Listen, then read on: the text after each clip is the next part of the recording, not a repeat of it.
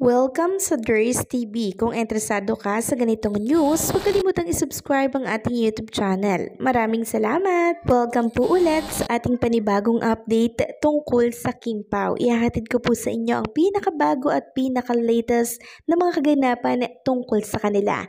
Kaya naman kung hindi ka pa subscriber ng ating channel, pindutin nyo na ang notification bell para lagi kayong updated sa mga balitang trending at napapanahon. So ayan, welcome back again sa ating YouTube channel mga ka-Kim Pao. And for tonight's video nga, pag-uusapan po natin ay tungkol sa mga importanteng kaganapan kina Kim and Paolo Avellino ngayong araw po ng linggo. So ano ba yung mga naganap dyan sa Dubai? Kanina, araw ng linggo yan. So, bali, 6 na po mga ka-Kim Pao yung napuntahan na pa-black screening ni Kim and Paolo Avellino in just 2 days. 3 kahapon, then 3 po ngayong araw. And ang unang pinuntahan ni Kim and Paolo Avellino itong Real Cinema Dubai Marina Mall. And kung inyong mapapansin, ganun po ulit mga ka-Kim Pao, ang dami pa din at punong-puno ang sinihan. Dahil kay Kim and Paolo Avellino, talagang dinadagsa at dinudumog po sila ng mga fans.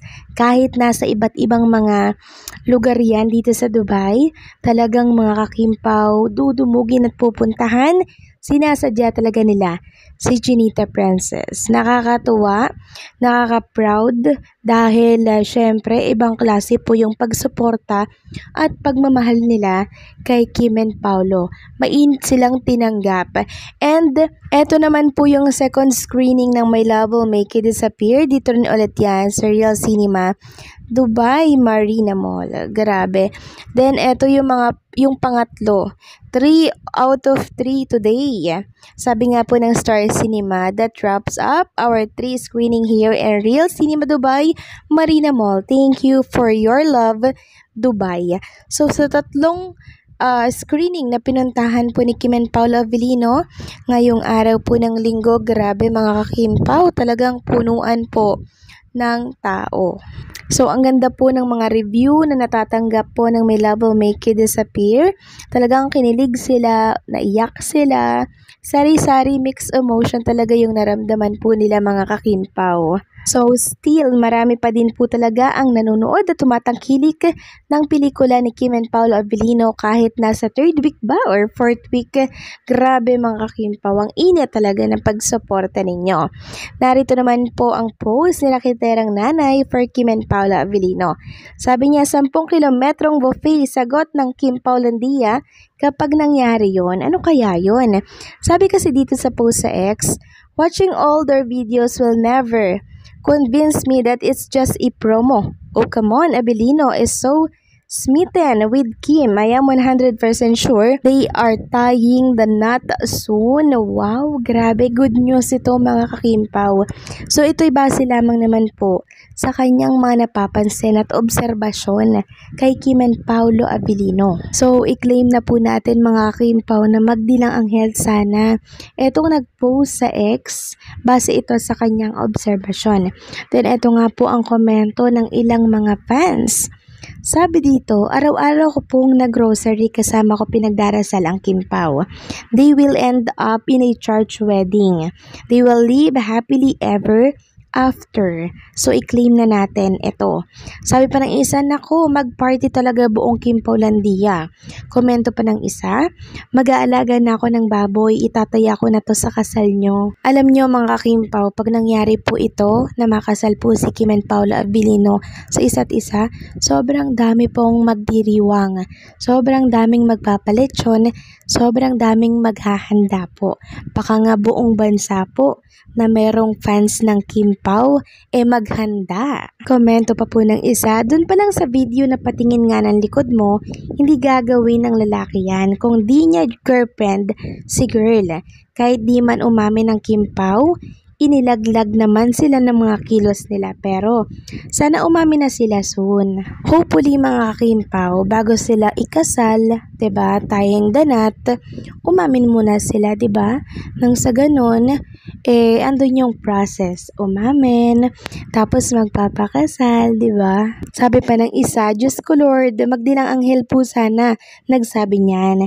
Diyos ko, kahit wala tayo sa mismong event ng kasal, magtitipon bawat lugar. Ang Kim Paulandia ang maghahanda. Sana nga po, pero di pa siguro kasi may mga project pang naka-line up sila. Yes naman, hindi pa ngayon.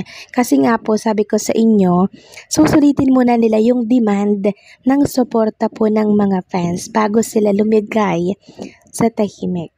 So, ganun yun mga kakimpaw. Tapos, pag inaakala nilang medyo doon po sila magpaplano. Doon po sila magdedesisyon. Kaya kung anong meron sila ngayon, i-enjoy lang natin sila mga kakimpaw.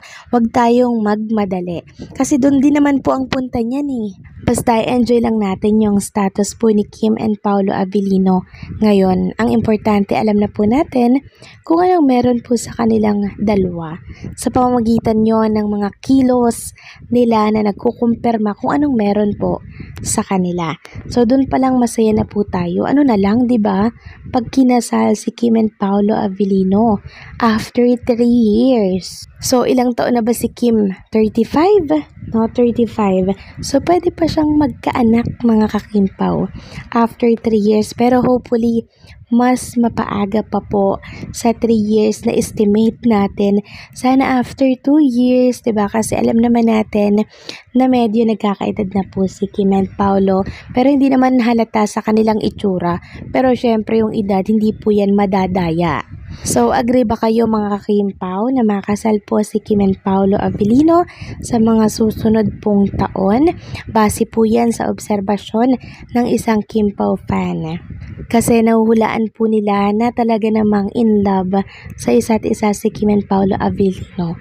Base nga po yan sa ikinikilos ng dalawa. Maging kayo din siguro nakikita at napapansin po ninyo yung kinikilos ni Kim and Paolo Abilino. And hindi po tayo pinanganak kahapon para hindi po ito malaman. Kahit sino makapansin po kung anong meron kay Kim and Paolo.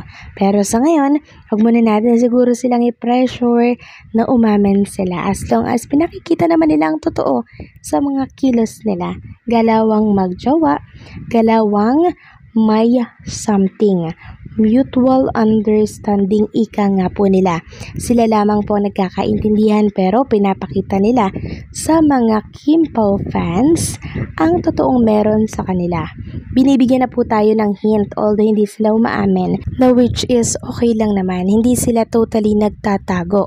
Diba? Di lang sila umaamin pero action speaks louder than words.